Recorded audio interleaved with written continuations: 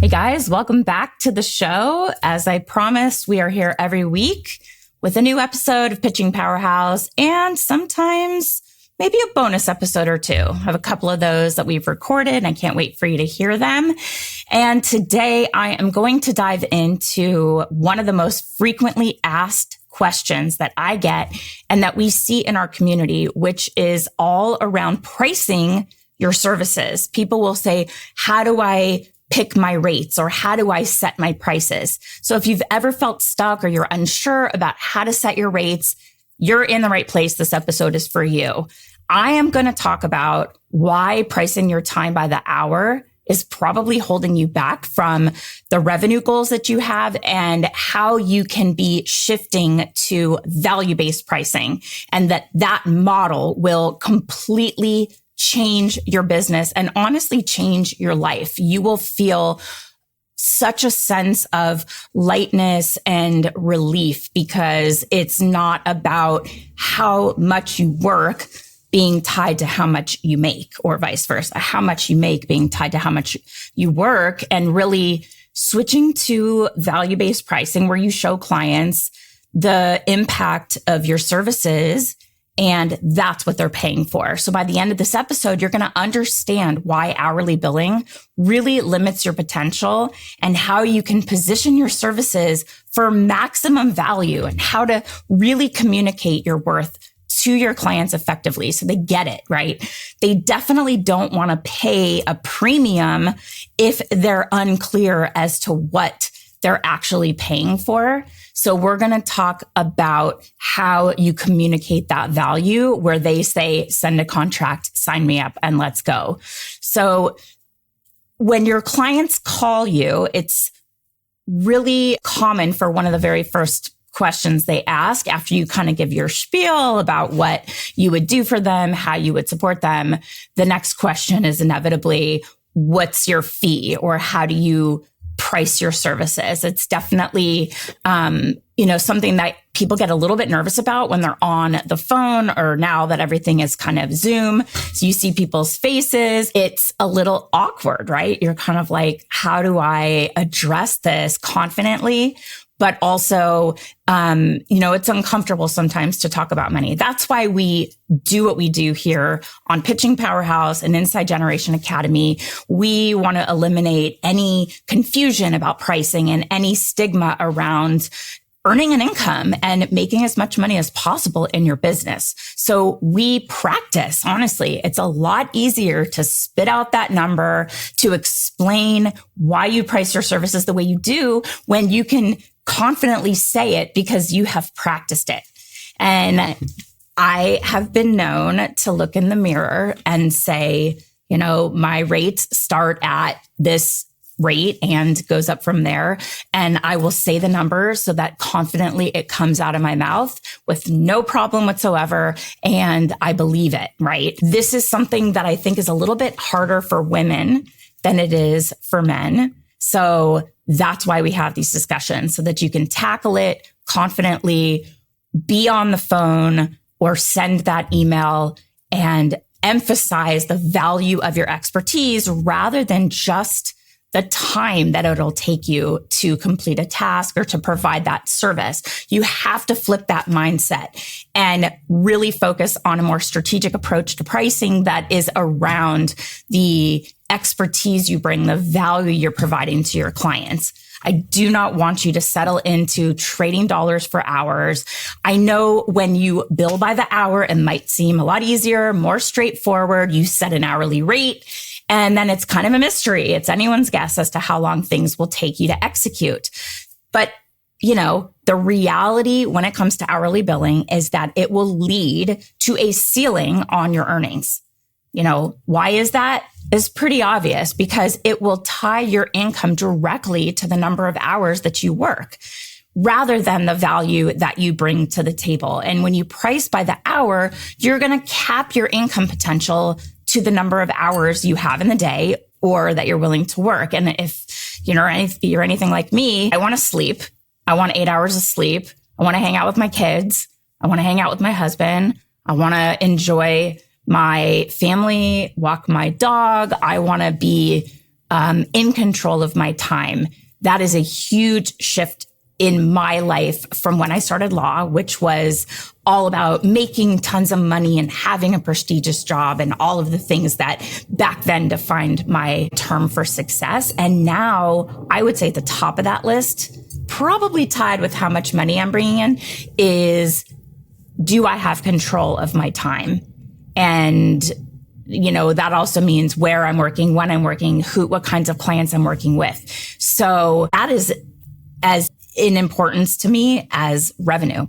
And so I don't want to be working nonstop in order to make more money. I want to have income potential that's unlimited. And part of that is tied to bringing in a team and leveraging their time. I talked about that on last week's or one of the earlier podcasts, but it's also tied to conveying the value that you provide and getting paid for results rather than the time spent on how long it took you to do something.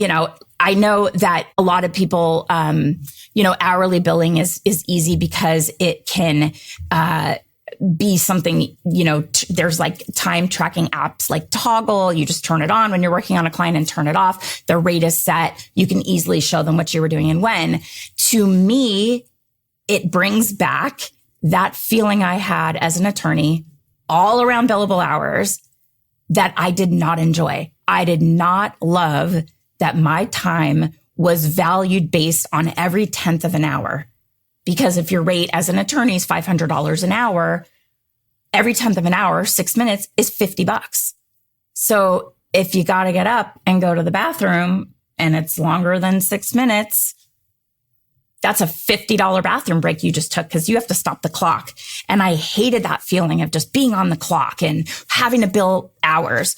And more so than just tracking your time as an attorney, you're tracking towards an annual billable hour goal.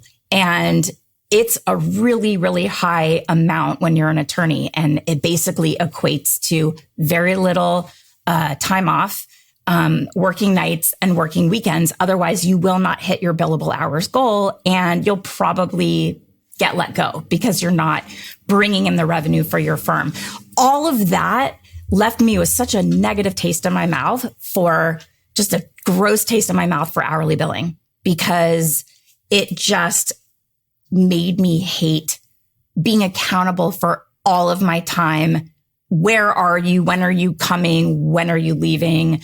Are you going to be here on the weekend? If you're not there, people don't see you. They just assume that you're not serious and you're not billing. I just rebel against that so much that this retainer model, this hourly, away from the hourly billing is completely where it's at in a PR model, in a PR agency model. Hourly billing will fail to capture the real value of your work. And clients are going to focus on the time that you spent rather than the results you deliver. And that is going to diminish and kind of discount your expertise. So, I look at it like when you're really good at what you do, you can be more efficient. You've spent years cultivating relationships and niche expertise, subject matter expertise, so that you can cut to the chase and go right to the decision makers that are going to move the needle for your clients rather than testing and trying out a bunch of things. If you deliver great results in half the time because you're so good at what you do, then with the hourly model, you're actually penalized for being good at what you do. Right? Like you spend less time and you can get, let's say, double the results in the same amount of time. That should not be a penalty to you because you're more efficient and you know exactly where to go. It's not fair to you and it doesn't reflect the value you're providing. So pivoting to value-based pricing, clients are not just paying you for your time. They're paying for the insights you provide, the experience and expertise that you bring to each project, and for the results that you deliver, the value that those results are going to bring them. So instead of thinking about your time in terms of hours, start thinking about outcomes. that you want to help your clients achieve? Are you helping them land high profile media placements that will get them visibility for their brand, that will get them credibility because they're getting recommended by a top tier media outlet? Are you helping them secure speaking opportunities? Are you helping them grow the brand's visibility? Are you getting them features that will drive traffic to their affiliate programs, where you can then specifically track their sales through the affiliate revenue and the different links that go to those affiliates that will then, we've seen, lead to more media coverage because those publications are getting revenue through those affiliate programs. So they want to keep talking about your client's product over and over again. Well, working that whole machine takes experience, but once it's going, you're still getting results for clients, but with a lot less effort. And you should not be penalized for that because you're not spending as much time on it. You should be rewarded for that foundation that you laid and the results that keep paying dividends. So these are the things that matter to your clients, getting speaking engagements, having, brand affinity increase through visibility in the media.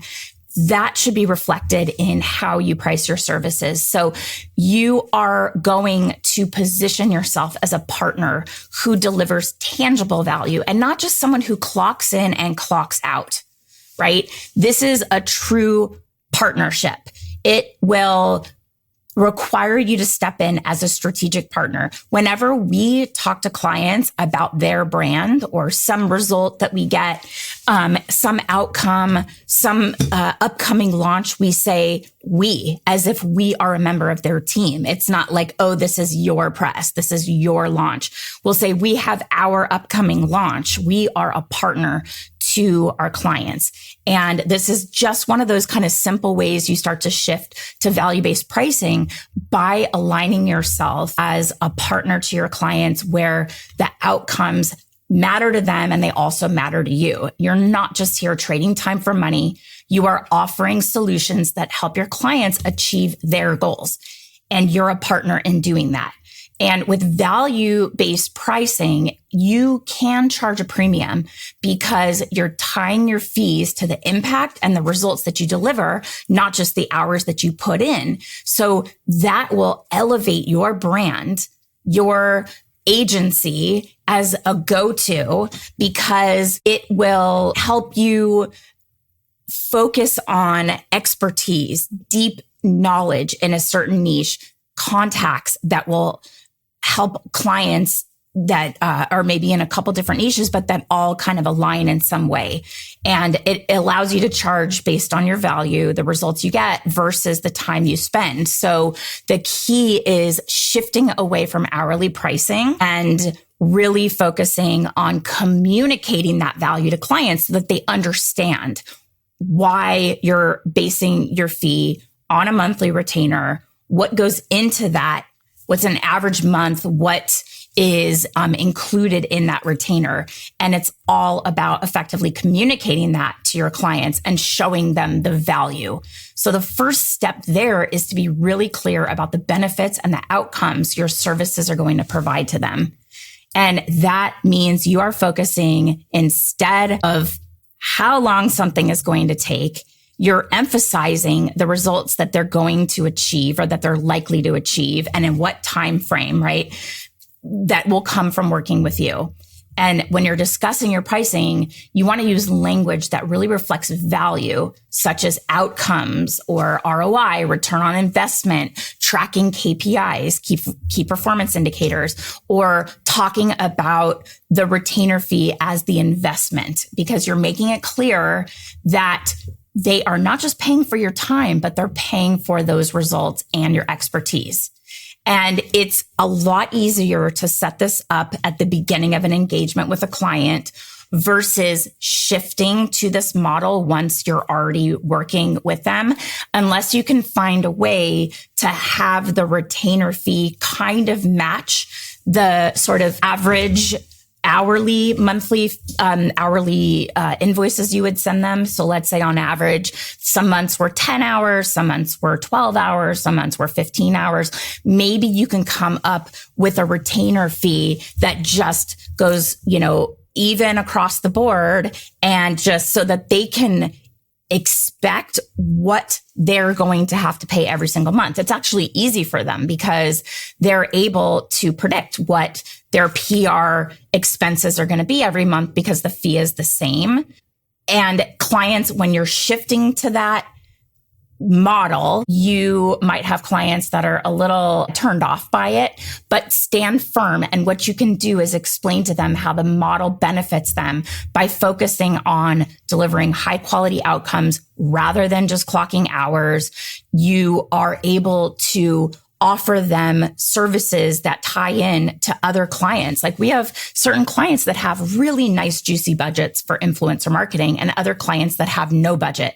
They have great products that influencers might want to get their hands on, but they don't have cash to pay for these features. So what you're able to do is kind of piggyback on some of these other clients with the bigger budgets and offer up your smaller clients as part of, for my agency, the Generation PR family of brands. And your influencers are going to love working with you because they're getting paid on some accounts and you're going to be delightful to work with. And your other brands that don't have those budgets, you can mention those to the influencers that you've paid on behalf of other brands and get the products in their hands as well.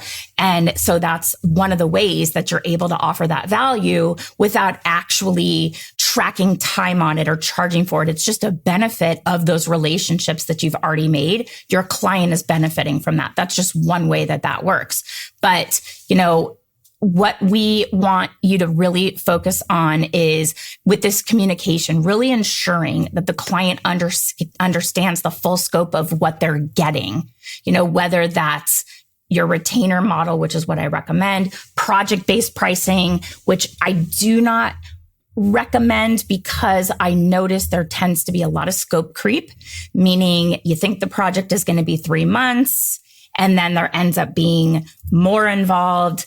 It extends longer than 3 months. Maybe the launch is delayed or maybe the project is tabled and you end up doing more after that initial period or what you think is going to be involved, let's say in an event, planning the event, inviting people, working the event, doing a post-event recap. You think you charge for the event. And if you're listening to the podcast, I'm making like global hands, like the overall event. But then it turns out that once the event is over, you're still pitching the brand, the event recap, any notable things that came out of the event. You're pitching that to the media. So it tends to extend beyond what you initially think it's going to be. This always happens with a rebrand. It always happens with launches. If you just sign up for a 3-month launch period, clients are like, I just want a little shot in the arm, a little PR shot in the arm. And you think, oh, okay, I can help them with this launch. Well, you start to lay the foundation for media interest in this brand. And when it all starts to become cumulative effort, then the engagement ends because it's just a 3-month project. You're missing all of that momentum that you just built.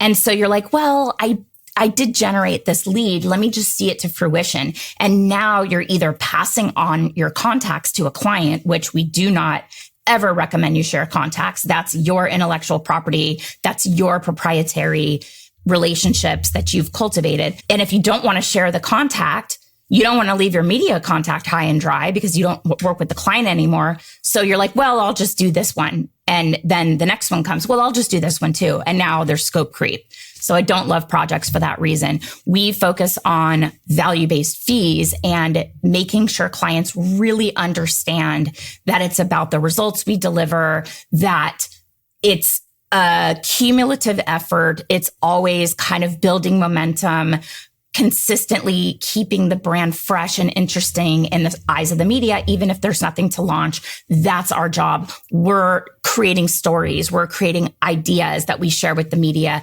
in the hopes of consistently generating press for the brand and not creating opportunities that we then have to kind of let slide because we're no longer working with the brand. I hate having to say that to my media contacts. Oh, we're not with them anymore. If it's just a little project, I just don't take them anymore. When you emphasize these outcomes, it becomes so much easier to justify your premium fees because the focus is on the return on investment that your clients are going to receive, not just paying for your time, paying for impact, paying for value, and paying for the results that you are going to consistently deliver. And this is the way you're able to build an agency where you can step back and not always be accountable for your time. You can have a team in place that will be able to serve the clients when you want to go on a vacation, or if you want to, check into your kids, if you have a baby and you want to take a little bit of time. The best agencies run with processes in place that do not solely rely on the founder. They run the best when there's a retainer model in place for all clients so that it is not tied to hours, but it is tied to income, impact, and results. And that's how you're going to build a lifestyle agency where you're able to take the time off, to work when you want to work on niches that you really, truly love, that you want to go deep and become an expert in. And that's also where you're able to charge premium fees for your services because you will become known as the go-to authority in your space because this is really all you focus on. This is where your contacts are, depending on what niche. If it's tech, if it's healthcare, education, PR, if you're like me, do baby and kids, beauty and cosmetics, wherever you decide to plant your flag, go deep in your industry knowledge. Who are the key players? Who are the movers and shakers? What's happening in the industry? What publications are folding and maybe going solely digital? You want to be able to talk the talk and really show through your expertise, your knowledge, and also your results in your case studies. This is what I can also do for you. And that speaks volume to the impact you can have for a brand by value-based retainer pricing. This is a huge foundation of my path to profitability framework that I teach inside the Agency Accelerator. I actually have a really awesome download. I recommend you get it because it's super valuable to you. It's going to be linked in the show notes, but it is my agency action plan. And I go over the 4 pillars and the 3 areas in each pillar. So there's 12 kind of things to be thinking about as you're building your agency. And when it comes to strategy, and then how that builds into sales, how you're strategically reaching out to clients or putting your work out in the world in a way that will attract your ideal clients like a magnet. And then you're serving those clients, really focusing on that value that you're driving through your services. So we've already talked about strategy, sales, and service. And then you use those retainer-based, value-based pricing contracts that you have to scale the business by building a team, by bringing in other experts in your niches that you'll be able to leverage their time. You're either bringing them on as full-time employees or as 1099 contractors, but you're able to leverage their time in your business so that you have income and you have the ability to really scale your agency. That's the key. All of that is the key. And it's really based on that retainer model, value-based pricing. So just to quickly kind of recap what we talked about today, we really dove into why hourly building will limit your earning potential. I personally rebel against it because I despise tracking my billable hours as an attorney. I have like PTSD on the matter. We talked about how you transition to value-based pricing so that you have greater profitability. We went through how to position your services as a strategic partner, not just an hourly contractor, but a partner to your clients and you're focused on delivering the results, not just clocking those hours? And then how do you effectively communicate these strategies so that you can articulate the value of your work and justify that premium to your clients? You don't say, I charge a premium. You say, this is how we price our services. And it's truly based on the outcomes, the impact, the value that we deliver. And you show that through case studies, testimonials, press, recent press clips, basically. And also inside the Agency Accelerator, we have an entire masterclass dedicated to how you build case studies, what goes into them, how you build them that will just dazzle your ideal clients, because they're going to see what you've done for other clients. It's not just a clip book. It's really showing the elements of client's issue. What is your proposed solution and what were those outcomes? And we want to show tangible, trackable, measurable KPIs to really show how you impacted a business positively. This is really the key to building a healthy business that will not suck the life out of you. I'm 20 years into my agency. I love what I do. And it is because we have adopted this framework for how to price our services, how to strategically build the business so that our dream clients will really pay anything to work with us because they want what we do. They want those results that we've been able to show time and time again we can get for other companies in the niche. So if you're ready to break free from the constraints of hourly building, you have to start pricing your services based on value and position yourself as a strategic partner and focus on outcomes. What are the outcomes you are going to help your clients achieve? And you can create a pricing structure that really reflects the worth of your expertise, the value of the investment you have made to become so knowledgeable in a niche that is going to benefit your ideal client. Do not sell yourself short. Price your services in a way that honors the impact that you make. And one of the things that I want you to do, think about inside the Agency Accelerator, we focus in the strategy pillar and all the content under it is thinking about your revenue goals and what do you want to make in a year and really tying it to how much you want to work or how little you want to work. And so we talk about really what goes into executing these services, what it's going to cost you, and then back into your annual revenue goal and your annual profit that you want to make. And so it is important for you to have that in mind when you're pricing your services. And then you figure out how many clients you want to have at a time. I don't want you to just take anything and everything that comes your way. It has to match your expertise. It has to be a step on a path in the right direction for how you want to build strategically your business. You can't just take everything that comes along because they have money and they're willing to pay you. And that's not going to help you build a successful, healthy business. So once you have that number, which is your absolute minimum, and you will not go below that floor. Let's say it's $2,500 a month. Let's say it's $5,000 a month, whatever it is. And I don't care how weird it feels or how embarrassing it feels. Stand in front of your mirror or set up your iPhone where you can see yourself and start spitting out that number. When, someone says, so how do you price your services? You say, well, our services are based on a monthly retainer. We have a minimum engagement of 6 months. Anything less than that feels very project-based to me. Go for a minimum of 6, try to get 12 if you think the client is not going to be a total nightmare. If I can tell the client's a little high maintenance, I don't want to lock in for a year because I'm thinking, oh my God, they're going to torture me for a year. So I want to make it a little bit more like a trial period. But get used to saying, minimum engagement of 6 months, and our rates start at $2,500 and they go up from there depending on launches, SKUs.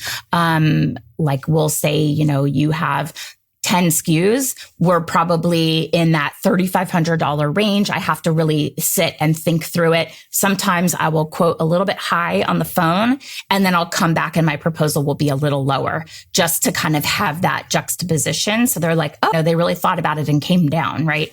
So it feels like we're offering them somewhat of a, like a realistic rate. Like once we really thought about it, I would charge more for events. I would add more for different services like influencer management. If there is a budget involved that you're managing for social media marketing, absolutely. If you're writing copy, there are just other services that tend to sometimes fall under, Facebook ads. I would not touch Facebook ads if you are not an expert, because you are now dealing with a budget and they want to see ROI on that budget for what you're paying to Facebook. So unless you're a true expert in managing Facebook's and Instagram's ad management platform, I would not touch it with a 10-foot pole.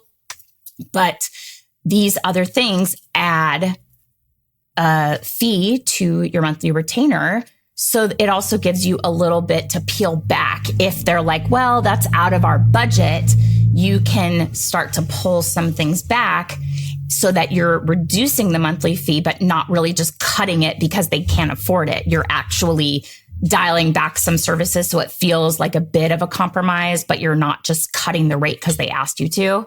So lots of these sales strategies and tricks and things that we have developed, or just, we've experienced from 20 years in business. And this is all inside Agency Accelerator so that you can identify red flag clients and run the other way and not even think twice about it.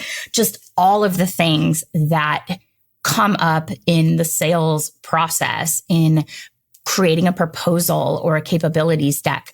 Anything you could possibly imagine you would need inside your business as you build it, it is in the Agency Accelerator. It is like a agency MBA business in a box. My husband, who is actually doing an MBA at the time when I built this program, was like, you are teaching more about how to actually run a business and providing the real world strategic know-how, the forms, the templates, tip sheets, the training, everything that people would need to build this kind of business successfully from the beginning. They don't even teach this at USC in their business school for my MBA. This is not how they teach. And that's what I'm hearing is a lot of, and I was an attorney. I went to law school.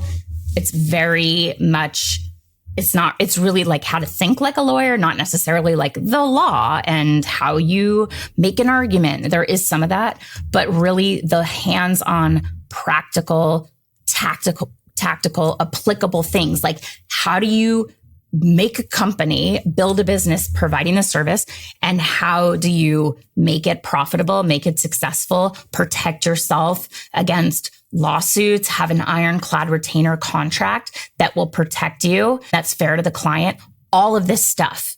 How do you do it strategically? How do you really focus in on the kind of business you want to have and then make it happen?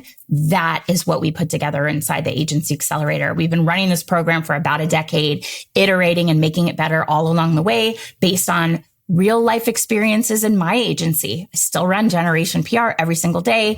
We have secured 3 new clients. Yay. I'm so happy. Yay. There is still business out there. There are still phenomenal rates out there. Just know, because it's working in my business, it's working in the businesses of other people in our community. And we just teach you all of it. It's such a phenomenal program. So, if you are ready to dive deeper into transforming your pricing strategy, be sure to check out the resources that I have linked in the show notes. That is going to be our agency action plan. You'll see me walk you through my framework that I created that are 4 overlapping pillars. It's strategy, sales, service, and scale. And it kind of goes around and around. Like imagine a spiral staircase, because when you start to build and scale the business and you have bigger results to show for it, and you then revisit the beginning where you think about your strategy, and now you're at a new level. You have literally leveled up your business. You have to rethink your income and your goals there and the kinds of clients that you can now attract with these phenomenal results that you've gotten for your other clients. So it all just continues to work together like a machine. And when you use that model and think strategically about building a business, you're going to cut out the fluff, cut out dead end, opportunities that do not guide you in the right direction. You're going to be intentional with the decisions you make in your business and ultimately build a business you absolutely love, hopefully 2 decades later, like me. And I can't wait to support you in that journey. So check out my agency action plan linked in the show notes. And there's also a link to the agency accelerator if it is of interest.